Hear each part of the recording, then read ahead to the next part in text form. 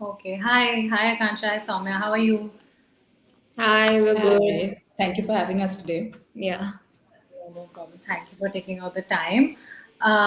So let's start. We can actually start with the session now. It's 6 o'clock. It's past 6. So, hello everyone. I'm Tanushree Singh, and welcome to the Prince Ask Me Anything session. These sessions are as exclusive subscriber benefit, but this time we have opened it for all. Today, for this session, we have with us Soumya Pillai, Senior Assistant Editor, and Akanksha Mishra, Senior Correspondent, The Print.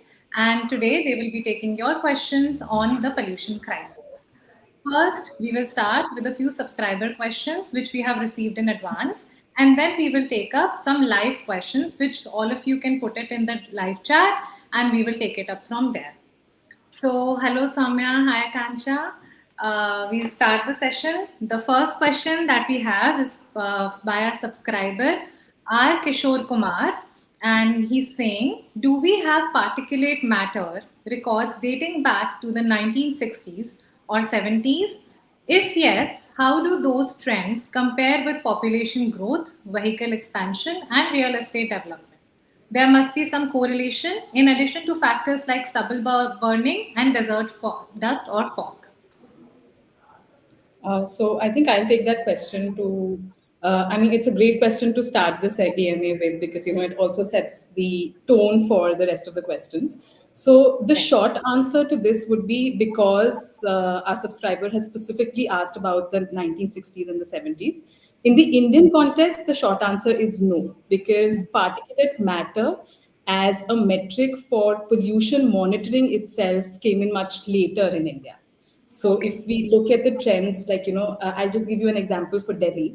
In Delhi, the first real-time pollution monitoring stations came up in 2010, Okay. and they were just four stations. And it took another 8 years for the government to then expand the network. We had around 26 stations back in the day.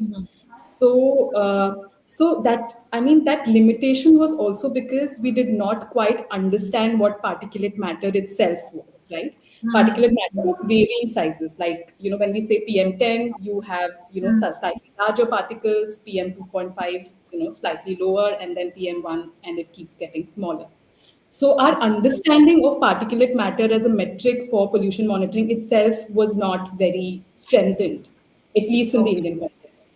But if you look at the global picture, we do have certain studies conducted in the US in the 1950s, 1960s, where scientists have taken specific pockets in specific states where they have spoken about something called total suspended particles or larger particulate matter, like I was telling you about PM10.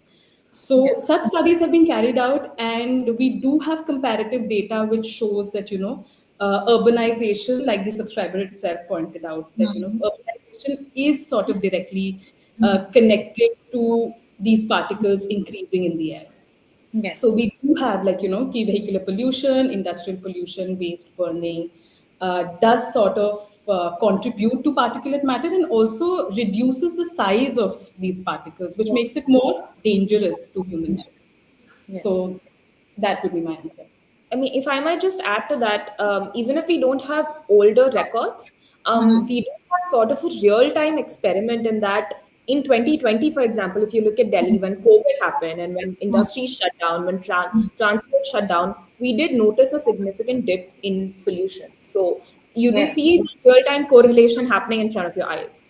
Yes. Thank you for answering that. The next question we have is by Jay Shankar Balasubramanian. He is asking why so many countries have cleaned up their cities. Why is India still struggling? Is it politics, lack of will, lack of capability, or simply apathy? Akansha, we can start with you. So that's a very good question. And I mean, it's a question that I don't think is going to die down anytime soon. I think Yes. the important thing to notice here is when you look at how air quality is tackled, how air pollution is tackled, is logically you go to the base of it, which is the sources. Mm-hmm. You first monitor your air and then you look at the sources of what is actually causing air pollution, where is it causing it, and you tackle those. Yes. And that's, I think, where India is falling a bit short in that most of our response plans towards air pollution are addressing the symptoms of air pollution, which is that there's bad air quality. So we are addressing the air quality, but we are not addressing the source itself, which is why we have to keep doing it year after year. If we take the Yes. example of Beijing, for example, which is always the most famous example cited, when their air quality problems increased, which was around the early 2000s, Mm-hmm. the Beijing government's idea was to tackle the sources immediately. They Yes. tackled vehicles. They first identified how much their pollution actually was. Yes. So if we compare, Delhi has 39 air quality stations. At its height, Beijing had 1,000 air quality stations. Oh. They knew exactly where air pollution was happening. They knew exactly what sources they were. And then they Very. tackled those. They tackled vehicular Mm-hmm. action. They tried to increase urban mobility so that people opted for public transport over their own cars. They Yes. shut down polluting industries entirely in and around Beijing. They targeted EVs. They shifted from coal to gas in their heating because of Mm-hmm. winter leads to overuse of heating instruments, and they noticed that it was coal burning that led to pollution. They shut down those. So when Okay. you target sources is when you get actual action and when you see the results. When you Mm. keep targeting the symptoms of air pollution and when you keep addressing air quality in a particular area through short-term measures like sprinklers Mm. or smog guns, which are definitely effective, but only for the short term, that's Yes. when you will not be able to solve a crisis because you're not addressing its root cause. Also, I'd like to add one more point to it. I mean, even though Akanksha has covered most of it, Beijing is not the only city which has done it at that scale. Also, that we do have cities which have also targeted smaller urban centers to have pollution, effective pollution control methods. Like in Paris, for instance, when tourists footfall started increasing in the city center. I mean that particular area they made it completely vehicle free. I Yes. mean, we do have a smaller, sort of a comparable example currently happening in Chandni Chowk, but it's not really effective because we're not Yes. really doing it right. Doing it. So there Yeah. are cities which have had worse and which have actually done some implementable measures which have actually seen the difference. You have seen a measurable difference in the pollution level. Thank you for answering that. The next question we have is by Yogan S. What do you think about PM 2.5 levels in Delhi consistently staying far above WHO safe limits, often exceeding 300 micrograms per cubic meter on heavy pollution days? Um, uh, I think a safe way to answer this would be to actually start off this answer by saying that we need to understand that India and Delhi specifically does have a locational disadvantage, right? Delhi specifically is a landlocked city, Yes. and India itself, is a country where you cannot really. I mean, it'll be slightly unfair to compare our pollution standards with a Western country or the Western standards because a lot of these standards are slightly difficult to attain in the Indian scenario because of geography and the Yes. meteorology. So we're already at a certain disadvantage, but that is not to say that we cannot bring about implementable measures which will bring down pollution levels to at least acceptable standards, and which will not be a health hazard essentially. Yes, The exactly. global, I mean, just for everybody's information, the global standards for PM 2.5, for instance, annually is just 5 micrograms per cubic meter. Uh, and I mean, just an example, because Akanksha has already cited it during COVID, when everything was shut down in Delhi, even the baseline pollution of Delhi was far away from 5. Five. I mean, just to give a clearer picture, and that's when industries were shut. That's when vehicles were not really plying in the city. So that's the baseline, and that's why you call it baseline. Like if every urban activity shut down in a city, still, what is the pollution? How low can the pollution level of a city go? So the baseline pollution levels of Delhi itself is, pretty high if you compare it to global standards. I just want to quickly also give some context that, uh, Delhi does. I mean, like I said, it's a landlocked city. We don't have any water bodies around it, which automatically makes the pollution levels higher. Pollution. Does not give it an opportunity to dissipate the pollution particles. Mm-hmm. But it Hmm. also falls in the Indo-Gangetic Plains region, Yes. right? Yes. So we do have. I mean, it's sort of like a bowl which has a barrier of the Himalayas. So during winters, when Mm-hmm. a lot of meteorological factors are already unfavorable, you Hmm. have pollution sort of getting trapped in that bowl. Hmm. Yes. So, but again, I mean, having said that, we do work with a disadvantage of Yes. geography, of Hmm. meteorology during winters. It's not like we cannot at least bring it down to a Yes. safer limit. Yeah. Yes. Agreed. Okay. The next question we have is by Sameer and Abhishek. Please also talk about what citizens can do to reduce pollution, like turning off the car ignition at signals or segregating waste. What meaningful actions can individuals take to make a difference? Basically, what an ordinary person can do to protect themselves from health risks during this severe air pollution time. That's a So, very good question, and I mean the 2 points that were mentioned, turning off ignition at signals is a great choice. yes. Segregating your waste is a great choice. Just off the top of my head, I would always urge citizens of Delhi to especially not burst crackers either during Hmm. Diwali or during Yes. any occasion during winters, because regardless of everything else, it is a proven fact that crackers increase pollution not only in the city but also for the person that's bursting them. Their exposure to PM 2.5 is much higher. Also in Yes. winters, choose to not have bonfires, not burn your waste or heaps of leaves. Even if you live in societies where you have guards that stay out at night, offer them heaters that are electric so that they also, out of necessity, don't need to have bonfires. Also, to protect yourself personally, there are certain things in your house that you can do. A, if you can afford it, please get an air purifier, because it's very necessary for your own family's safety.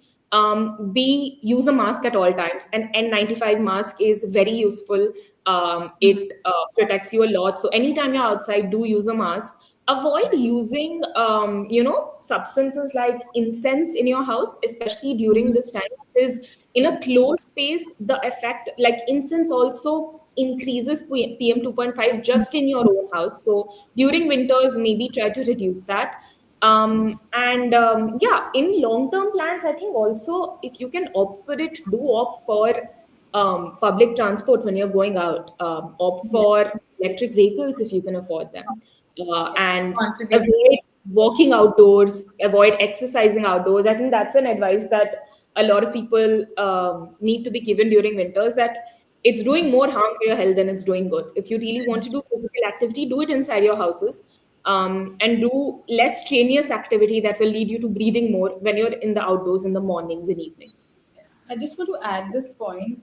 I mean, I know a lot of what we have just suggested is a very economically, only a certain Yeah, strata of the society. And it's really sad that, a lot of Yes. people going out is not really, not going out is not really a an choice. option. And having air purifiers or masks might not be a choice. So, I mean, even if you cannot afford, say, an N95 mask, I mean, just for some level of protection, if you can, maybe fold your handkerchief in a certain Sure. manner, Yeah. yeah, Yeah. and just so that at least you can block the Dust large or yeah. in the. I mean, it is very unfair that a lot of the suggestions we are putting out there Are might for not be something that everybody would can be afford. able to Yeah. afford, but that's just a sad reality that it. I mean, pollution has become. It's not really an equalizer, and Yeah. it's pretty sad that we've come to that. And it's an evil that we all have to deal with at Yes. the end of the day. Thank you for these suggestions. These were really nice. Next, we have a question by Raghav Kumar. He's asking, in India, which government body is actually responsible for framing environmental policy? Which civil society or research organizations contribute to developing and proposing environmental policies? Is there a strong body of work that, if implemented, could help us solve the problem? So just to explain the structure better, I mean, the body which decides environmental policy would be the Ministry of Environment under the Yes. central government. So that is what is the apex body which will decide long-term policies relating to pollution management, relating Hmm. to forest management, everything that comes under the ambit of environment essentially. Hmm. Uh, for pollution control, there was a body called the CAQM that was formed specifically to handle the pollution crisis in the Delhi NCR region. Okay. Because yes, so it is a central agency which is coordinating activities between multiple states that Haryana, Punjab, Delhi, Uttar Pradesh. Hmm. And so a lot of the policies, including when we have the emergency action plan, which is called the Graded Response Action Plan, is Hmm. called in by the CAQ. Yes. So that is the so that is the so that essentially is your when it comes to just winter pollution management and pollution management in this entire region, CAQM is Hmm. the body responsible for calling in a lot of your actionable actions on the ground. Oh. CAQM is not the first body to be formed. Before this, we had a Supreme Court appointed body called the EPCA, Okay. Environment Prevention Control Authority, which also did a similar task. It was just that, CAQM, I mean, EPCA was dissolved and CAQM became like a central agency, easier to coordinate with the governments. So that's how it happens. A lot of civil society bodies, like was mentioned in the question itself, like you do have a lot of think tanks, a lot of activists, environmentalists that are also assisting these agencies in pollution management. So in CAQM member list also, you do have a lot of people who are from IITs and who have been members of other pollution management bodies who are coming together and helping the government plan better and have better implementing strategies to control pollution. Okay. The next question we have is from the YouTube live chat. Is it possible for government or agencies to manipulate data on pollution like recent allegations have surfaced? Akanksha has done a few stories on it, so I'll let her take this. I mean, right off the bat, I'm not going to say that it's possible for them to manipulate data, because the way that data is collected, I'll explain that in a bit, and the way it is centralized, Mm-hmm. it's a very streamlined system. So air pollution data in Delhi, for example, is collected in 39 CAAQMS stations. Okay. CAQMS means that it's a continuous ambient air quality monitoring station. Mm. It's you it runs continuously. There's no need for a manual intervention in it. The data is collected through the sensors in that particular station, and it's sent to the central, central, what do you call it? It's basically the database, the central database, which then filters the data, puts it up on the websites where we can all access it. We can access even the raw data. So what we Okay. see daily on your Samir app, like the AQI for the city was 354, you'll get that from a 24-hour average of all 39 monitoring stations across the city. But Okay. for researchers, for journalists, you can also get the daily and the hourly data of any station that you want, which means that Mm. it's quite transparent. Now, in Yes. this, where the issue comes in, what I have flagged in my own story is that there are certain stations which Mhm. do not have this raw data available for certain periods of time.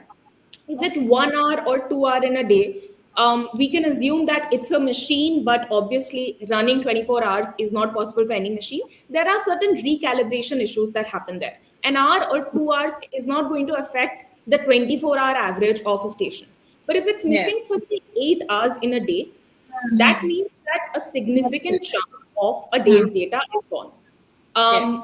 This could be because a I mean, there are multiple reasons why this could happen, according to experts. One is that sometimes there are certain stations, there are certain sensors where if the pollution is beyond a limit, like Mm-hmm. say if it's beyond 1000 micrograms per cubic meter, Mm-hmm. the machine will just not be able to record it. It's reached its capacity.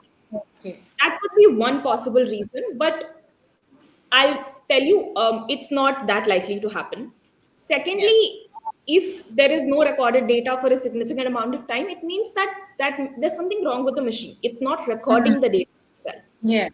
Third possibility is that the data is being manually, misappropriated, or agencies are not letting the data out. But then again, there's no certainty to these allegations from my end. I've not found that. Mm-hmm. Most of the data that I've been able to access for this pollution cycle, there have been explanations for why they are missing. And if there's been no explanation from the government, experts have themselves explained that this probably is not malicious, and it's just something wrong with the machine. The problem here is that even if there's something wrong with the machine, that should be addressed. And in heavy pollution days, in days like after Diwali, Yes. in the entire winter cycle, there should not be machines that are not working, because access Hmm. to quality data is the first thing that you need to address pollution. Exactly. The next question we have is by Anup Kumar. We need strong science and environmental journalism that goes beyond green values and focuses on scientific facts. Why is there so little attention on informing policy by explaining smog chemistry and the role of nitrogen oxides and volatile organic compounds emitted by vehicles, especially diesel cars such as SUVs commonly used by the well? Yes, Soumya, maybe you can take this question. Yeah. So, I mean, the question started off on a great note. I mean, and this is something that we have also been discussing, that, access to information, access to scientific data is something that we have really come far from where we were, but, we really have a long way to go as well. Long way to So, go. also that, there are loopholes. So our understanding of pollution is slightly limited currently, because we are only going by AQI. I'm pretty sure a lot of you all are aware, air quality index, and PM10, PM2.5 is also a terminology that we've been made aware of through these newspaper reports and media discussions. But that is not a holistic way of looking at pollution and understanding pollution in the Indian context, at least, because pollution is much more complicated than that. I mean, I think there has been enough for discussions around how AQI. So what AQI is that it is a scale, essentially, Hmm. like it's a scale which gives you an average of all the pollutants that are available, that are present in the air for the last 24 hours. Yes. Um, in India, sadly, we do not have a very calibrated system, because our recording of AQI itself stops at 500.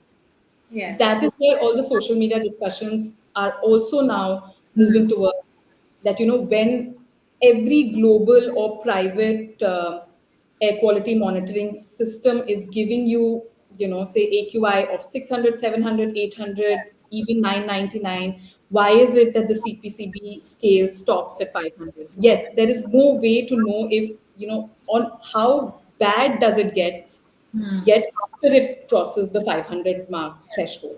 Yes. Even in PM 2.5 and PM10, I mean, we have been talking about particulate matter, but Hmm. as we are becoming, we're going towards, more urbanization, especially in more, in metro cities, where you have vehicular pollution, industrial pollution, waste burning. So, in such a scenario, the pollution becomes even more complicated than PM10, PM2.5.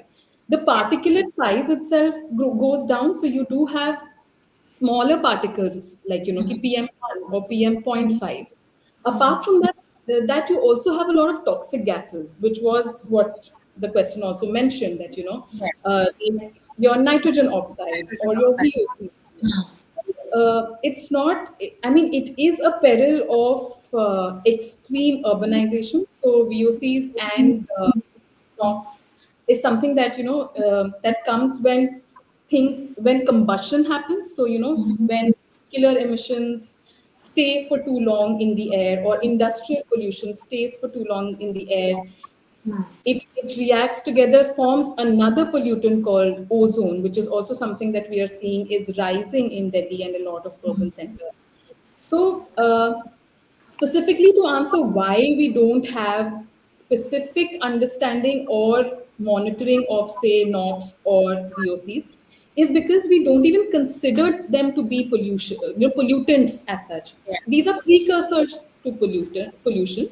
I mean, they will combine. I mean, they will stay in air for long enough, combine and form a pollutant, which is ozone. But it's absolutely right when you're saying that, our understanding of pollution needs to go beyond just AQI, PM 2.5, and PM10. Yes. Pollution is much more complicated subject, and we are just hoping that with increased understanding, increased scientific experiments, researches, we will be able to now break down that, it's not black and white, and Yes. we will sort of be able to address the grays as well. Yes. The next question we have is from the live chat. What happened to the cloud seeding experiment? How could cloud seeding have helped Delhi's pollution? It's by Dhruv Sinha. Okay, that's a great question. So, based on the results of the cloud seeding experiment, there was about 1 or 2 millimeter of rain noticed that same day. Yes. That's the results from the IIT Kanpur study. But the rains were noticed, recorded in areas that are not where the cloud seeding actually occurred. Now, to come to the larger concept of cloud seeding is basically, it's what it sounds like. It's you seed a cloud that is about to rain to make it rain faster.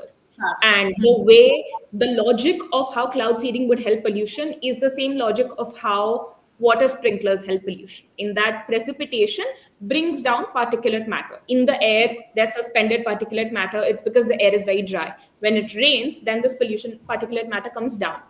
Down. And there have been studies that have proven that precipitation rainfall has had an impact, has brought down PM 2.5, even when it's happened through artificial rain like cloud seeding in areas like Singapore.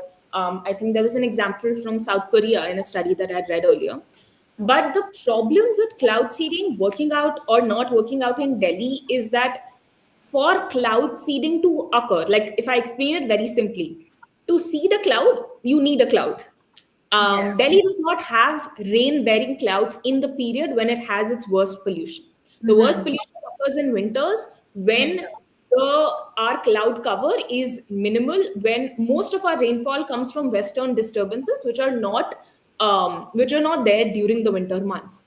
So Yes. even if you were to seed a regular cloud, you're not going to get the same impact. Even if you do get rainfall, it's going to be minimal, which kind of defeats the point of the exercise in itself, because the point is to get rainfall, heavy rainfall. And the Yes. point of cloud seeding is also not magic. It's not going to make any cloud rain. You're going to have to have a cloud that is already rain bearing, that is already going to rain. And you're just inducing the process. You're making it rain faster because we need the rain faster. Yes. But the exact atmospheric conditions that you need, the kind of humidity that you need, the location in which you need the cloud, the time in which you need the cloud, all of these factors vary a lot. And given that, meteorologists have studied and said, like there was a study by IIT Delhi, IIT Delhi Center for Atmospheric Studies, which was released a couple of days after our cloud seeding experiment, which said that it looked at the history of Delhi's atmosphere during winters in the past 10 years, and it said that we just do not have enough of an atmosphere to induce cloud seeding during winters. It's Yes. historically never happened. Now, in the future, you could say climate change is definitely happening, and we might have western disturbances in December. But Yes. ideally, what the study said is cloud seeding is not a solution you should be counting on in the long term, because when we need clouds in Delhi for pollution, we don't have them. Also, just to add one more point, it's a very expensive Yeah. Yes. exercise. I mean, to see the cloud, I mean, you have to have, imagine this process to be, I mean, she explained it pretty well, but just to have like a more relatable example, like, you do have something called induced labor when, you have a pregnant person who's trying to deliver, but the person Yes. has to be pregnant for you to induce labor. Yeah. So the fact is that you are putting in so much resources, 334 crores for this particular exercise. That's too expensive Too for, expensive. I mean, that's too expensive. IIT Kanpur has come forward and said that this was an experiment. It will help us understand cloud seeding process better, but uh, from what we have, spoken to experts and we've understood is that we already had Enough evidence enough evidence, to the contrary. exactly. And Yeah. also there was an entire experiment that was carried out by the Indian Institute of Tropical Meteorology, which Yeah. has enough data on how successful and under what circumstances can cloud seeding be a successful exercise. Exactly. So you do have cheaper alternatives to bring down pollution, Yes. which is doable and which will actually bring down pollution levels. Yes. So this just seems to be, like a grand theatric Yeah. that the city tried to attempt, hopefully for the sake of science, and we will learn We've more about it. hopefully we've learned our lesson.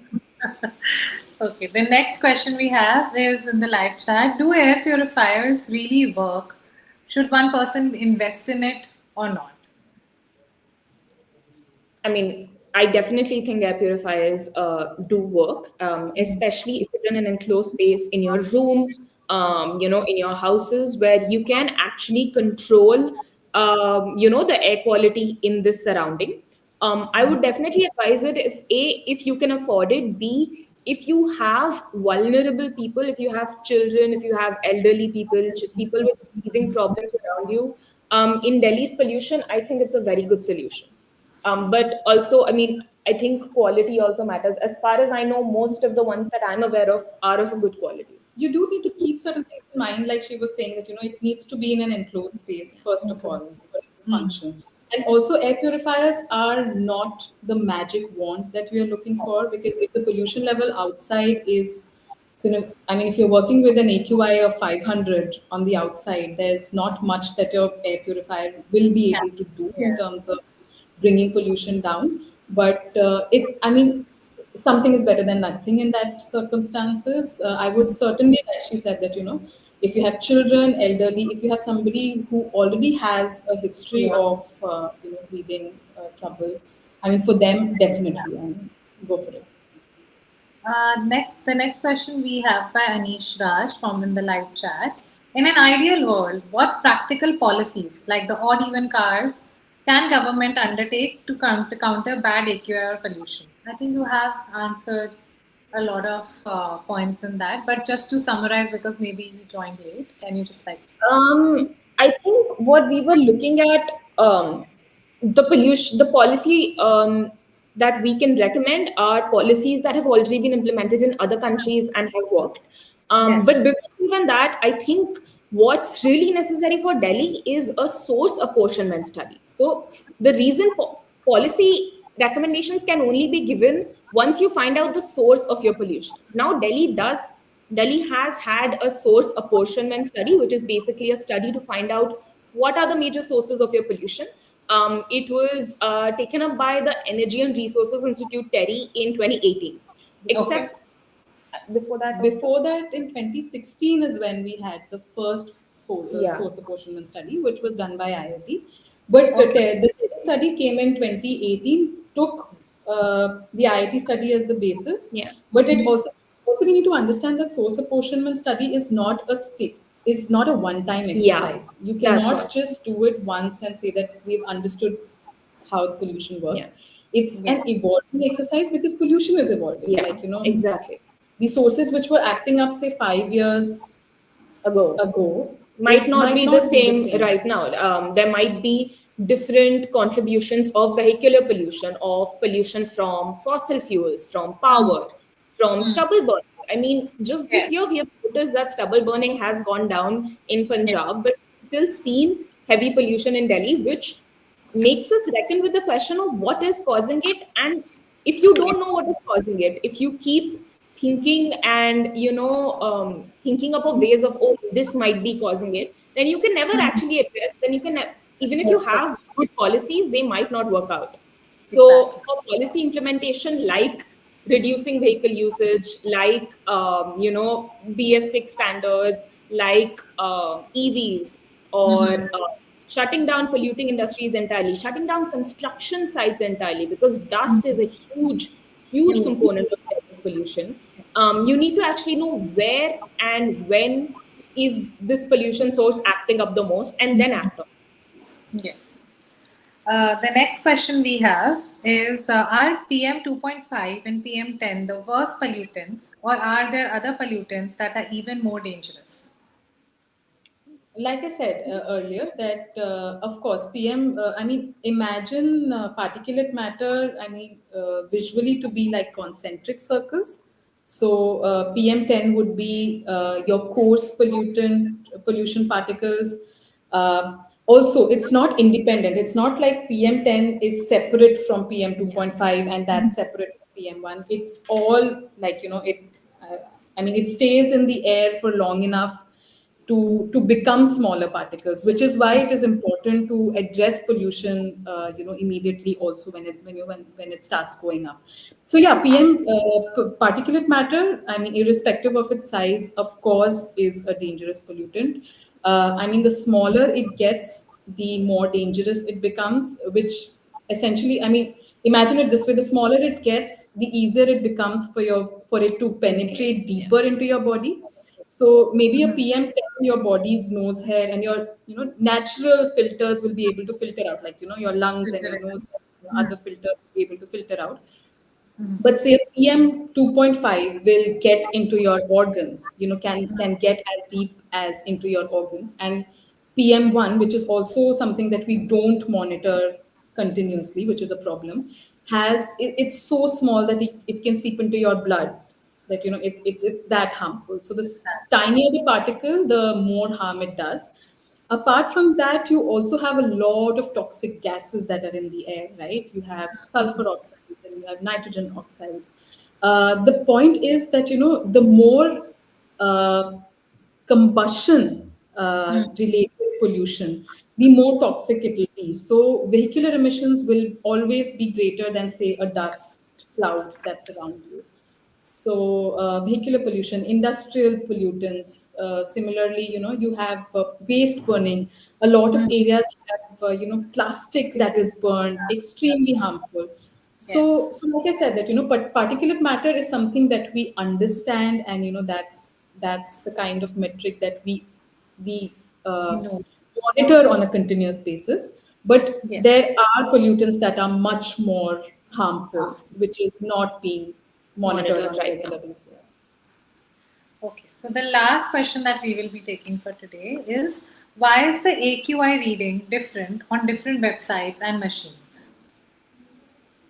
I think she did explain it well, which is that the kind of AQI, like our AQI caps at 500. Yes. Different machines and different website use different measurements. But B also, I think it's important to explain what is AQI exactly, because AQI calculations are different in different websites by different agencies. For example, the Indian government calculates AQI as a subset of eight pollutants. So that's PM 2.5, PM 10, Mhm. nitrogen oxide, sulfur dioxide, and there's a couple others. And the way Mhm. we calculate AQI is that each of these are measured and then they are converted into sub indices. So Mhm. each of these measurements are converted for comparison, and whichever is the highest becomes the AQI of that monitoring station. Okay. So most of the times, the biggest pollutant and the highest number is PM 2.5, but that's not necessary. It could also be Mhm. PM2, PM10. It could be anything else, which means that AQI measurement, the way AQI is calculated is different in every country. It's different in every website, and Mhm. therefore the AQI that you see on a government app versus a private app is different. Versus also your air purifier, because your air purifier is calculating the AQI for that, is calculating PM 2.5 for that particular location. So there's been videos of people showing the AQI on the app being very different from what they're seeing on their air purifiers. But then the app is a 24-hour average. What you're seeing in your air purifier is real time. So there's a Yes. lot of different ways in which, and there's a lot of data there. I mean, we're not denying that it might be confusing. We might have also overloaded you with a lot of data in this conversation itself. But what's important to keep in mind is knowing what your standards are. In India, the standard, unlike the WHO standard, in India, our acceptable limit of PM 2.5 is 60. It's 60 micrograms per cubic meter. And knowing what the standards are, and if it's higher than the standard, if it's continuously higher than the standard, and if you personally feel that the AQI is bad, it means that it is bad. And as for standardization, our country does have a standardized measure, but obviously there are private agencies, and you can confirm with them, you can check, recheck. But yeah, at the end of the day, it's data. Different people calculate a different way. Different people have different sources of calculation, so there is going to be a little mismatch. You want to add something? No, I think she has covered most of it. It's. I think the issue here is standardization. Even Yes. though standardization, I mean, just again to add to what she said, that there are certain pollutants that globally, WHO mandates that you have to include in Yeah. while you are monitoring pollution. Yes. So those basics, most of them are going to get it, but it's just that like I said, AQI is a scale. In India, it stops at 500. There could be, a private agency which is actually monitoring it on a different scale. So that's just where the difference lies. And yeah, I mean, I would recommend, as somebody who has been covering pollution for as long as I have, that even though we do not, I mean, after 500, the scale sort of stops. Stops. I would still recommend that go by government standards, because or at least go by some kind of reliable source for your data, Yeah. because a lot of these handheld devices, I mean, it just sort of becomes like a panic Yeah. button for people, where you're just putting that information out there. Go for sources that are trusted, like go for government sources, or go for certain agencies privately who are monitoring it, but are sources that can be trusted, and that process is something that we can back on, Yeah. instead of just going ahead with a handheld device and be like, it's Yeah. 999 or 2000 or whatever. Okay. Thank you so much. Thank you everyone for joining in today for this live AMA. And thank you, Akanksha and Soumya, for taking in all the questions and answering them, and also for taking out the time to do this session. Thank Uh, you. Thank you so much, Tanushree. just to like for